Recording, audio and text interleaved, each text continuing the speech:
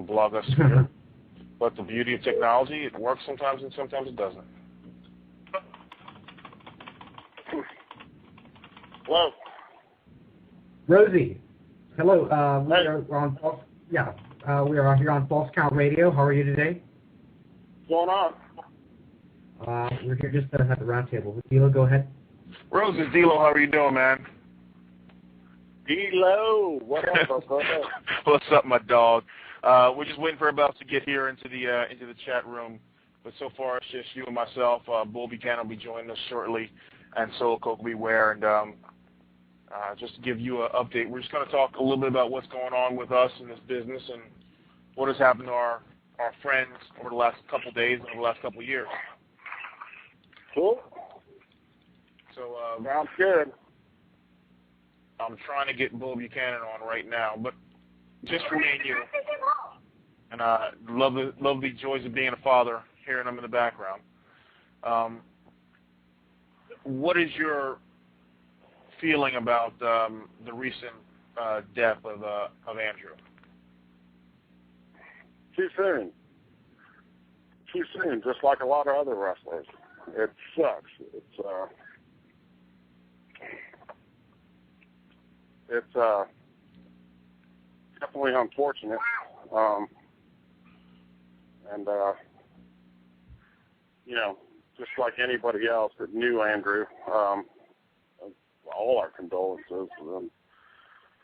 Me and my wife said a prayer extra for Andrew and his family, and but definitely not a good situation. It's kind of letting the black cloud that kind of came over professional wrestling hang out a little longer, and but at the same time, all we can do is pray for him, and hopefully everything works out for the best for his family and stuff like that. And I can speak for myself, and I know I can speak for you, that we're getting way too used to hearing 10-bell salutes before matches. We're getting way too used to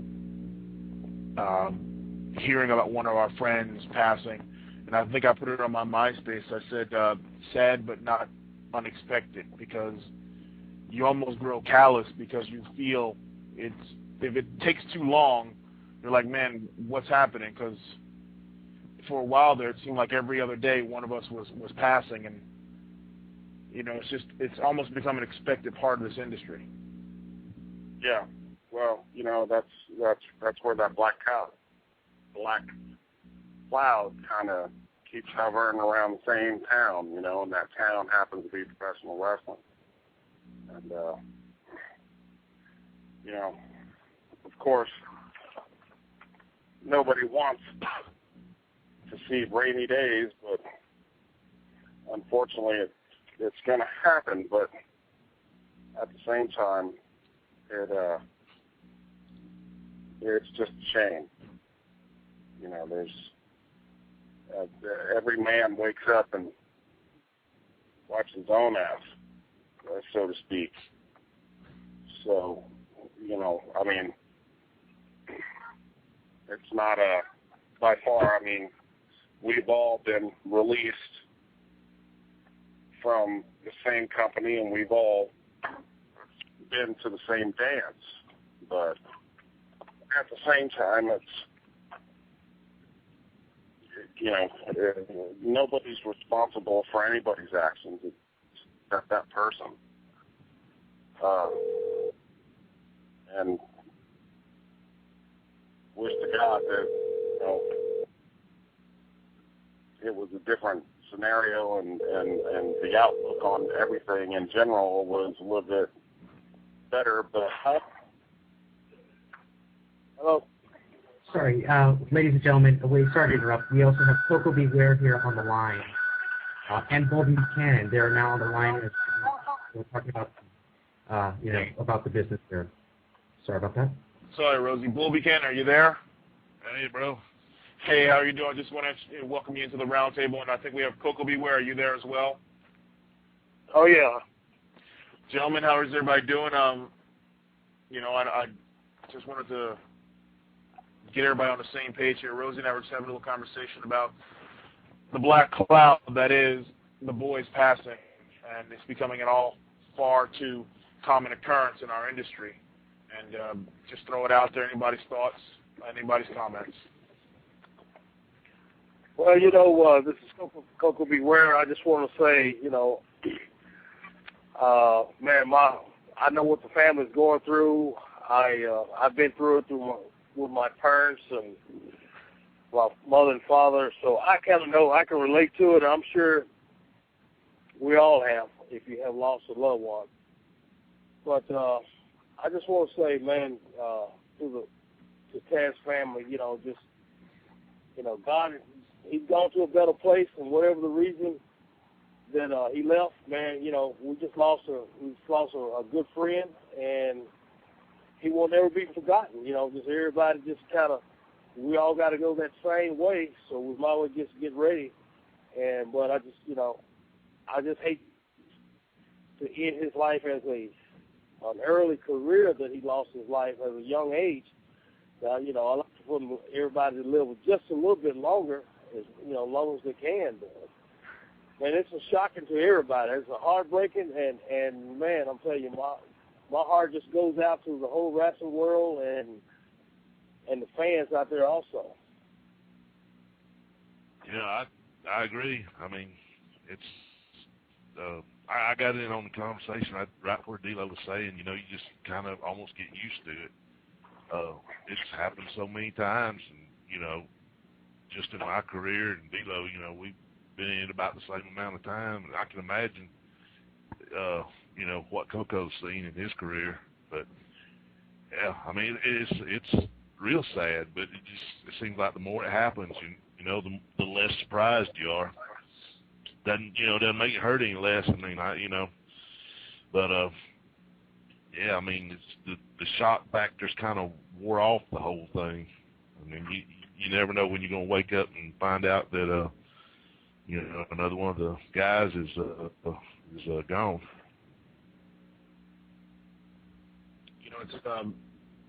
It's almost, for me again, it's D'Lo Brown again, and for me and I talk with Barry Buchanan all the time. It's become a common occurrence because I go online or I look at the news, and if I see someone's passed, the first person I call is Barry, and I go, Barry, do you remember?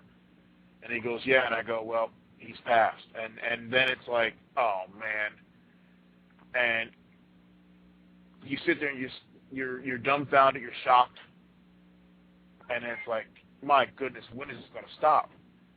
And we all work in this industry that is just as tough on everyone else, and you wonder why certain people handle it better than others, or whatever the case may be. And people have always asked me, what needs to be done to prevent more deaths in pro wrestling, and I think Ron Simmons said it best: unless you're God, you can watch everybody at once. You can't do it. That's true. That's absolutely true. It's but like I said earlier, everybody has a choice, and everybody understands that the wrestling business is an entertainment business, and for me, watching so many family members come in and out of this business and still in this business, it's there's a shelf life,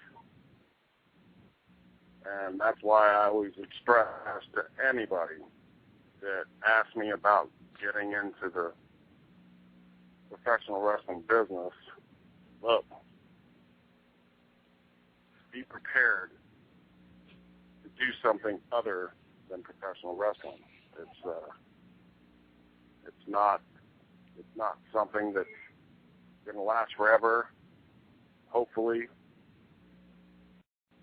everybody can make a living in this business to where they're smart with their money, they're able to retire off of professional wrestling, but there's 1% out of not even, well, with professional wrestling, not even 1%. There's less than 1% that are actually able to not have to do something other than professional wrestling. So, although there's a passion and a love for this business that we all share,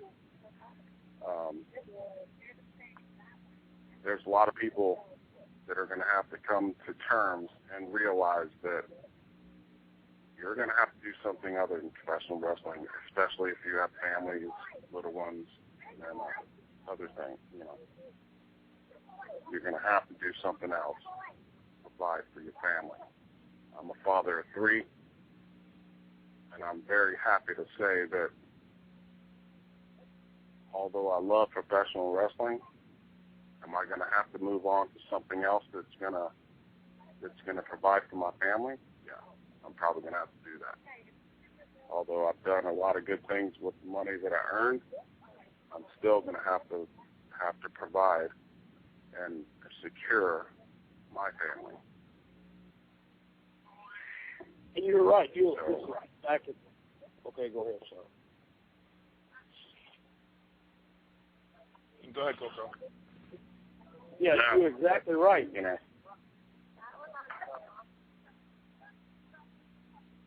What? Go ahead, Koko. Yeah, you brother, you speaking there. You're exactly right. That's what you know what I preach that to a lot of the wrestlers all the time. I preach it, you know, every time I talk to different wrestlers about what you're going to do after WWE, and if you what are you going to do if you don't make it to WWE. I mean, you know, there's life. You know, it's another life without wrestling. And you have to move on. You got to swallow your pride and move on. You got to sometimes, hey, like myself, I don't mind. You know, I have to swallow my pride when I left WWE back, you know, back in the 90s. You know, I think it was like 95. But you know, it takes you through a whole lot of stuff. You know, but I still had to come back down to reality and got me a 9-to-5 job. And I had to swallow my pride because even a lot of the fans were saying, Koko, why you not wrestling? Why you had 10,000 questions to ask me, but I couldn't, you know, there was no answer for any of them. But the only answer that I had, hey, I had to get me a job. I'm back down to reality. And I'm telling you, we can do a lot of things without drugging it or whatever, being an alcoholic, just being, you know, just sitting by the phone and what is it going? I find it that doesn't sound too kosher. Although we are talking on touchy subject, one of the good things about WWE is allowed me to buy a bunch of remote control boats, so I'm out on my way. Playing with my remote control boats, so I don't think my name is going to like it, but we can have to. Oh my God! I'm glad to know that's a remote control boat because it sounded like something else at first. Try to call me back because I can't hear nothing. Okay. Ladies and gentlemen, this is the Wrestling Roundtable, and wait a minute, just want to say real quick, it's the Wrestling Roundtable with D'Lo Brown, and we're on Blog Talk Live and False Count Radio and simulcast on Pro Wrestling High Spots, and with me right now is Rosey out on his lake with his boat, and Buchanan, and sorry guys, I got a lot of we just lost to watch the boat. If that doesn't create levity for the moment, I don't know what will. Hey, Rosey. Sorry, it's St. Patrick's Day, man. We weren't just sitting up playing around. Oh, tremendous. I actually called. I have to tell him I called Rosey earlier and told him we were going to be on here together, so I cheated a little bit. Yeah, no problem. I called you earlier, too. So we were talking again, and you know, let's take a little the sting out of the moment and lighten it up a little bit here, and instead of talking about, you know, what's wrong with the business or you know, the downside of after the business, let's talk about some of the fun things that go on while you're in this business. What keeps drawing us back? What keeps us from going to get that regular 9 to 5? And the root of that is just some of the stories about the boys and some of the stories about the guys who've been around. You know, I had a quick, you know, I was interviewing Ron Simmons earlier, and I told everybody I tell a quick Ron Simmons story. And we were talking about Crush, Brian Adams, and the time we were over in South Africa, and this is in '97, and it's just right after apartheid. We're 3 or 4 years removed from apartheid, and so here we are doing this nation domination gimmick, and it's me, Ron Simmons, Crush, and Savio Vega. And so as we're driving into the arena, you know, normally you have gun check or a coat check, so there was a gun check this. People actually were carrying firearms.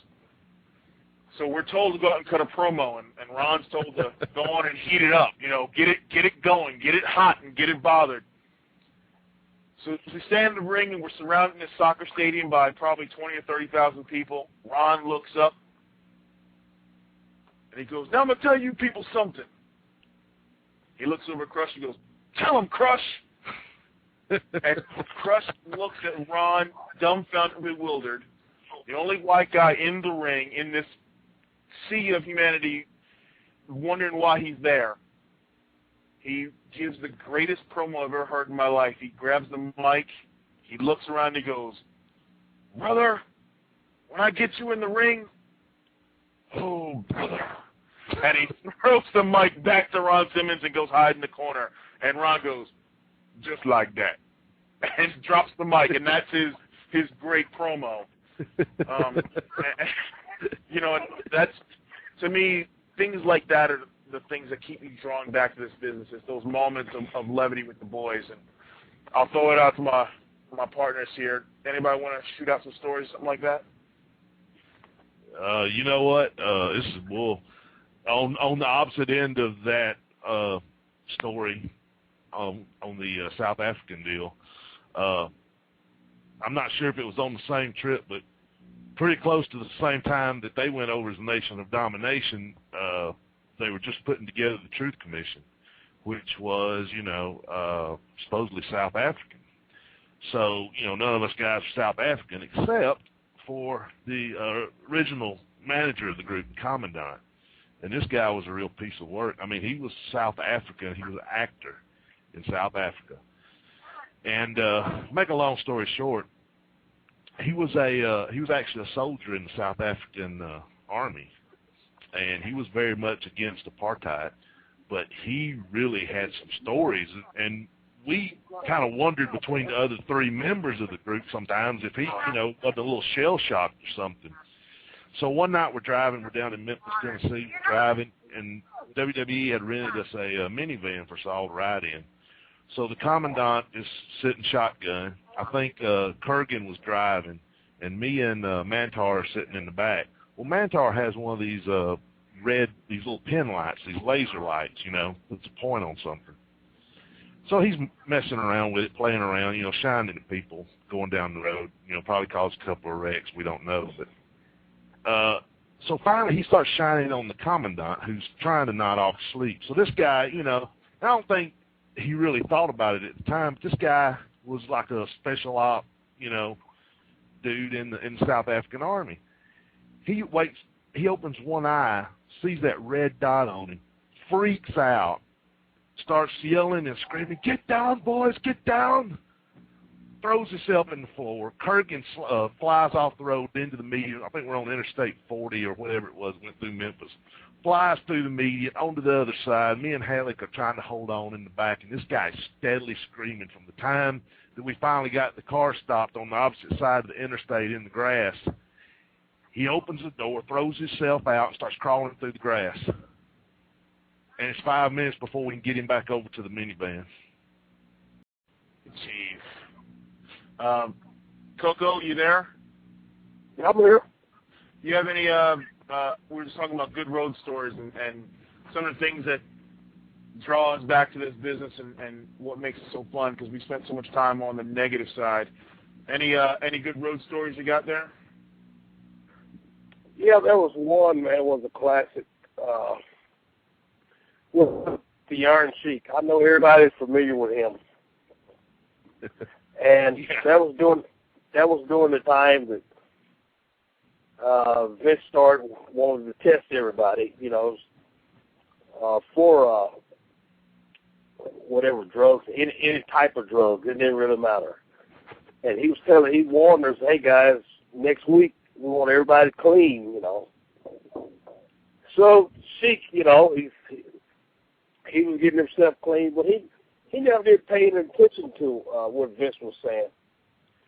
And I think the night before, we were coming up with our TV. Of course, Sheik was he was partying down pretty good.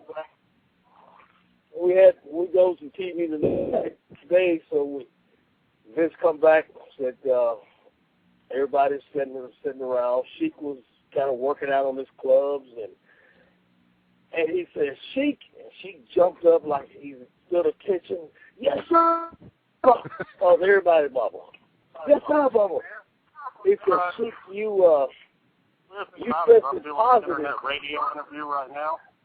So I'm kind of talking on the internet radio doing it. Okay, so Rose is in a different world right now. Okay. He said, you tested positive for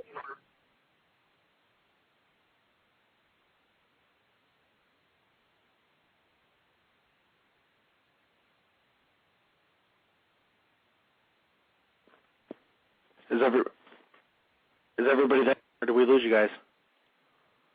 I'm not sure what's going on. I think we might have just lost the Skype. Hang on, I'll find out. If so, ladies and gentlemen, I think we might have to go to a commercial break if that's the case. I'm not sure what's going on. John's messaging me.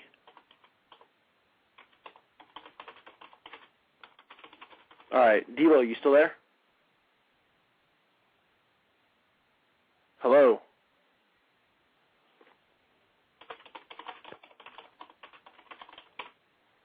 All right, looks like we're having some technical difficulties. I think we just lost the roundtable. If Michael Porter or anybody in the chat room wants to call in and tell a story about test, they can go ahead and do so. I'm not sure exactly what happened. At this time, I'm going to go ahead and queue in. We got a caller that's blocked. It's 1111. I'm going to let it in. Caller, are you there? Hello? Okay, then. I'm going to go ahead and mute it back. Not sure exactly what happened. I think we lost the roundtable, though. I'm waiting to find out. So at this time, I'm just going to go ahead and put his music back on, and the Skype call will they'll call back in. So at this time, we'll be right back.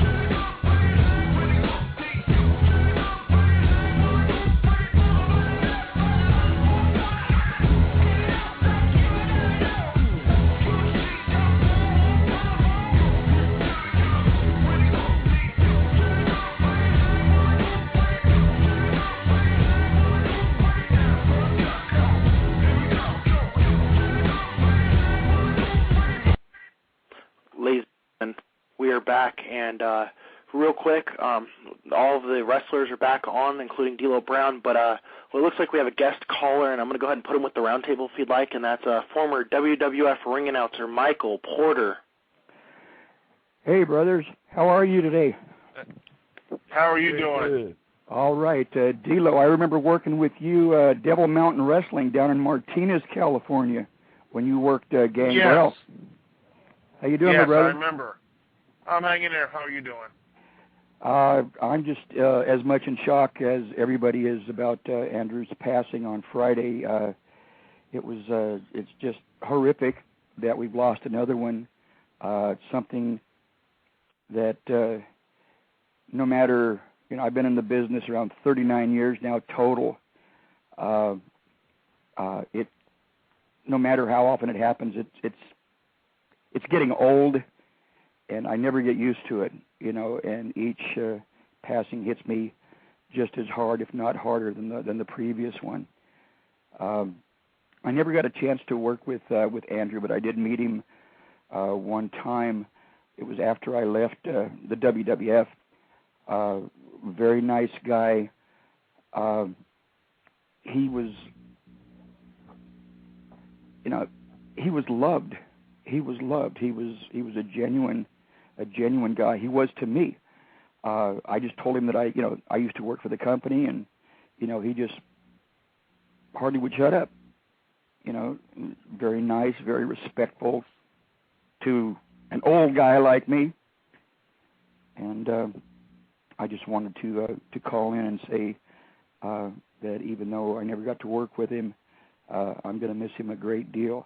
I had Rob Van Dam on my Wrestle Shoot show yesterday, and he had some thoughts on Andrew's passing, because Andrew was going to be on the same European tour, France, Belgium, and Switzerland, that Rob left Monday for. I guess their first show is tomorrow, and he was really looking forward to seeing Andrew again, and reconnecting with him. It's been like 2 years since he talked to him. He was really broken up over it. At this time, we're trying to get Koko B. Ware on. Okay. But that's a sentiment that a lot of people love. Hello. Coco's D'Lo again. How are you doing? I keep losing y'all, man. The modern technology doesn't like us too much. We're trying to reconnect with Rosey as well. Hey, Koko, Michael Porter here. Hey, Michael, how you doing, brother? Very good, my man. How are you? Well, I'll be okay if that phone starts ringing in the back. Well, I know it's not mine. I only have one line. We got phones and motorboats and... Jeez Louise, man. Oh, you want to hear a funny story from me? This is from Rosey. Right on my own lake, my boat peters out, and I got to sit there and go out in the middle of the lake, and my neighbor's yelling at me, but I can tell my neighbor he can kiss my ass because I own this lake just as much as he does. If he wants to get pissed off at me about it, he can just get right up and... No. That would be a major kiss, wouldn't it, Rosey? What? That would be a major kiss, wouldn't it? Oh, no. Well, it's not as big as it was. Neighbor about this? You got something to say about it? Yeah. Well, get right up on me. I think we're about to have a shoot on the air. Oh, we're about to have a shoot on the air. I got one neighbor that's awesome, and I got another one that thinks he's just God's gift to the whole neighborhood, and apparently he forgot who the hell lives right next to him. Tell him you got a lot of brothers on the line that'll come kick his ass. And for the fans out there that embrace it and enjoy it, God bless you. But for the ones that get out on the internet and want to down everything, everybody's got an opinion. Knock yourself out. But it's not gonna make me lose one bit of sleep. It's not gonna make Bull lose one bit of sleep because of the fact that we do it because we've got a strong passion for this business. And what we do with this business is for the love of it. Rosey, do you want Blue Pickle to kiss your ass too? No.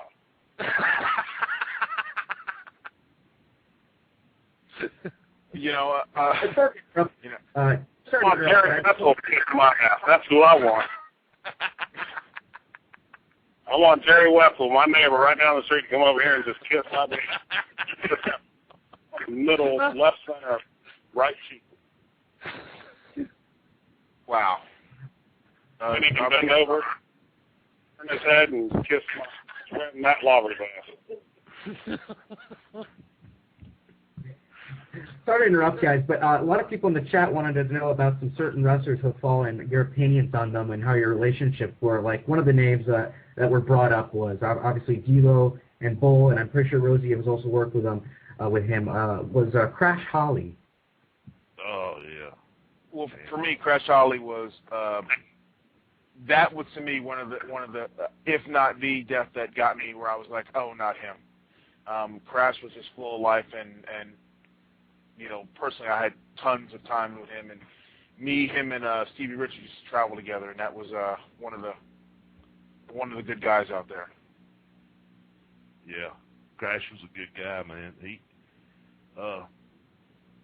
I'd known him for a while before I got up to New York, and you know, I knew him from down in Memphis, and you know, he's one of those guys that you were happy to see make it. You know, there's a lot of people in business, you know, some people, I mean, you just look at them and you know they're going to do well. And, you know, wasn't like, I mean, you know, Crash wasn't 6'8", you know, he wasn't 300 pounds. And at the time, that was, you know, that was an uphill battle for him. And, man, he really made the most of it. He was a funny dude. God, man, he was a riot. I didn't ride with him and Stevie, but I remember one time we were in New Orleans, and Godfather wasn't on the road that week, and so I jumped in with them and rode. And, oh my God, they were a pair. It was like they played good cop, bad cop, riding together. Rosey, any thoughts on Crash before we wrap it up here? I didn't know, to be honest, very much. Crash was with the company when me and my cousin first started. What I do know is that I'll give him everything, you know, that everybody's a stand-up guy and he's a straight shooter. The reason being was we were supposed to have a dark match, and this was our tryout match, and that's when Crash found out that he was going to work us. He went up to the agent and let him know, what is that going to prove if you get a couple Samoans kicking the shit out of me? And he got himself out of that dark match. So probably me and Eki were ready to make a statement, and we were going to beat the shit out of anybody anyway.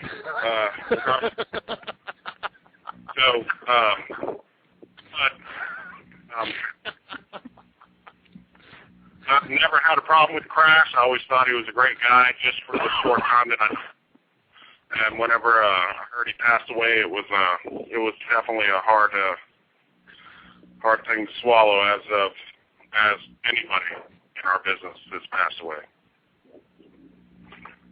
Well, on that note, I'll have to say thank you a lot to my boys here, Bull Buchanan and Rosey, for joining me. Koko Ware, I know he's out there. He had to get off.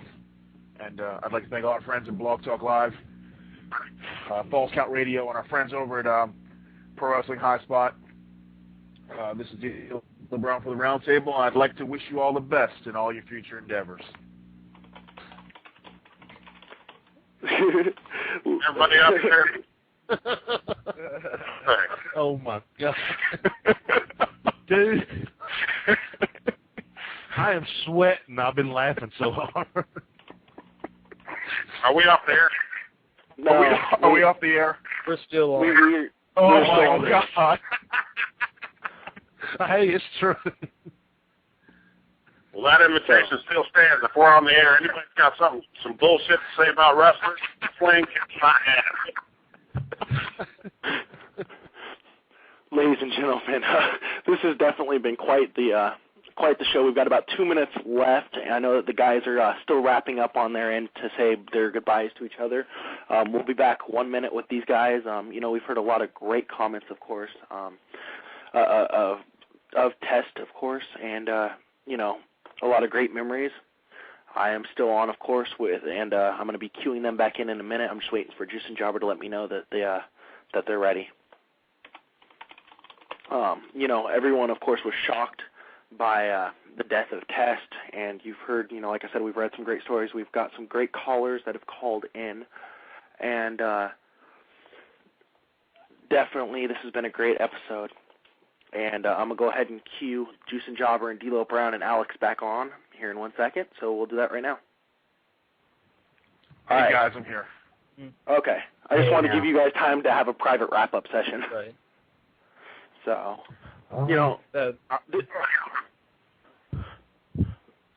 really think it's been a great show, and I think he really would have enjoyed listening to this show. Definitely. For me, that's what would have made Tess laugh and smile, and that's what we should remember about him. We were just a bunch of guys, and even in a sad time, we're just having fun, and that's what Tess liked. Definitely. Absolutely. I think we're going to go ahead and, I'm going to say my last thoughts, and my last thoughts are, brother, you're going to be missed, but of course you're going to be watching over all of us and wrestling in the ring in the sky. Rest in peace. Rest in peace. And again, happy birthday. All right. I'm sure Tess right now is up in the heavens watching down.